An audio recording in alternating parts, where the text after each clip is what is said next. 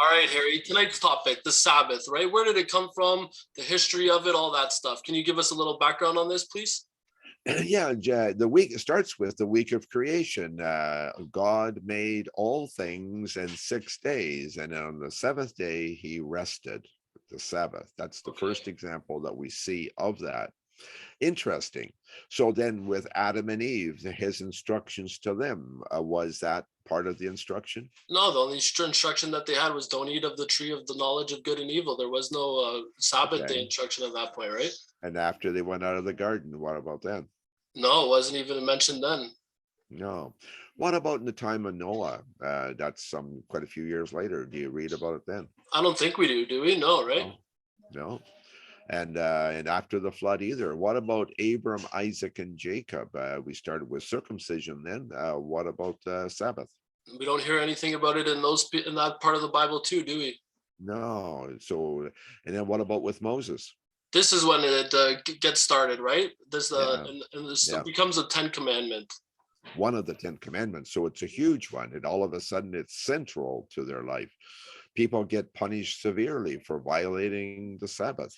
The Mm. manna that they got in the wilderness fell 6 days and not on the seventh, not on the Sabbath. Hmm. Even the law of Moses, as we call it, the law that God gave the people, also had Sabbath years. What is that? It's a year of rest for their crop industry, right? So when they're working on the fields, to give the crops a year, or the ground a year of rest, right? Yeah, and then also they had and then every 7 years there was the year of Jubilee where everybody was returned back to normal and everybody was set free and all those kind of things. It was Mm.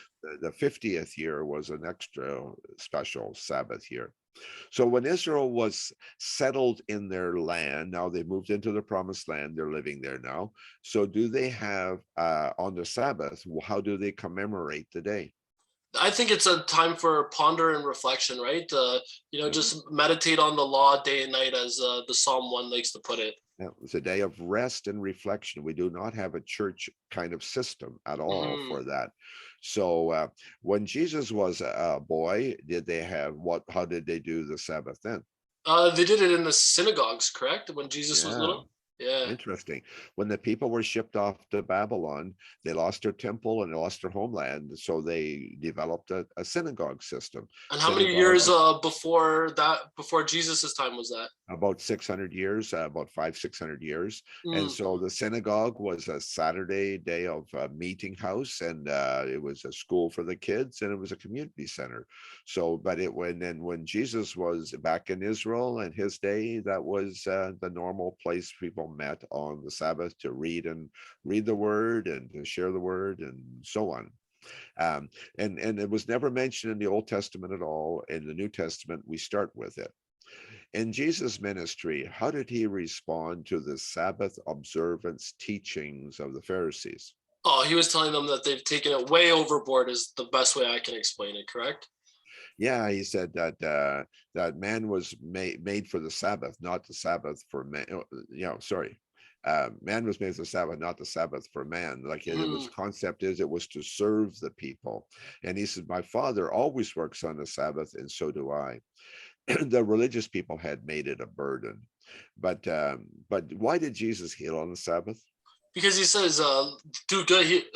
We are Doing good called to things. do good on the Sabbath, right? Yeah, he's doing good things. And so in Jesus' new covenant, so we got a new covenant that we got when he established. What does it say about the Sabbath? I don't think he mentioned anything about it, did he? Besides all those No, things we just said, yeah.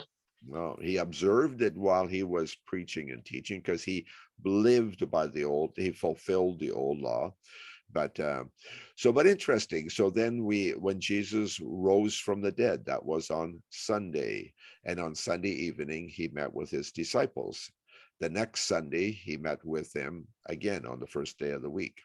Then we read about Pentecost was one of the big events of the New Testament that happened 50 days after the resurrection, and it was on the Sunday also, first day of the week. Hmm. Acts 20, verse 7. Do you have that handy for?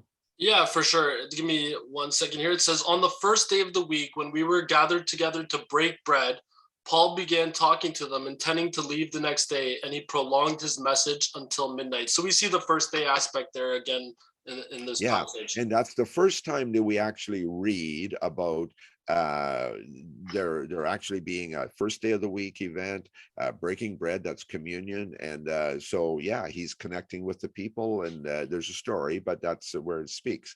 Then in Paul's letters, Paul asked the people in the churches to set aside some money for the poor on the first day of the week when they get together every week, and that's 1 Corinthians 16:2. Sunday was a common practice at that time.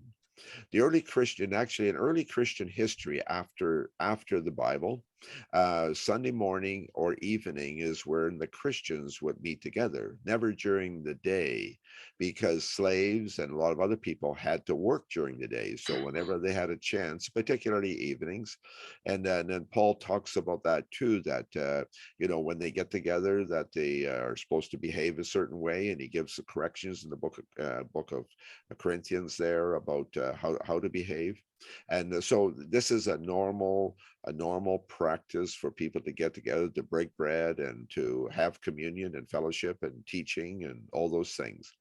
325 AD, approximately, Constantine legalized Sunday as a day of rest for the people in the cities, but not for the farmers because they had to work every day of the week.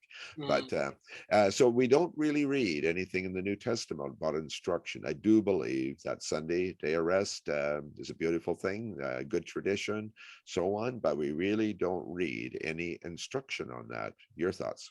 No, I think it's healthy, right? And it's really important. Like nothing's better than getting with a bunch of believers, true, genuine believers on a day like Sunday where everyone genuinely, especially nowadays too, has the time off and you can reflect and ponder the Lord and break bread like the verse we just read says.